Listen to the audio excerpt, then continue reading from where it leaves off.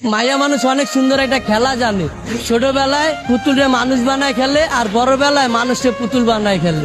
বিয়া করছিলাম, 5 বছরের প্রেম আর 1.5 বছরের সম্পর্ক। বিয়া 10 দিন আগে আমার ডিভোর্স হয়ে গেছে। সে আরেকটা বিয়া করে ফেলাইছে। কেন ছেড়ে গেছে এটা তো আমি কইতে পারবো না, তার ব্যক্তিগত ব্যাপার, কি জন্য ছেড়ে গেছে। কিন্তু আমি আমার সাইড থেকে ওরে কোনো কমতি রাখি নাই দেওয়া।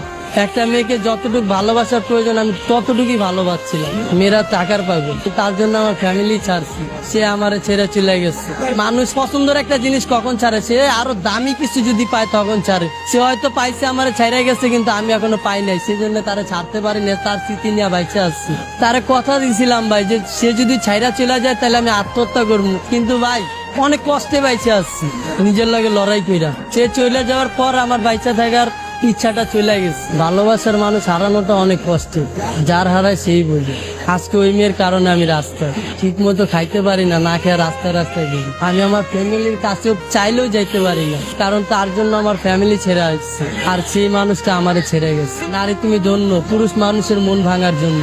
তাকে কি এমন কোনো কথা আছে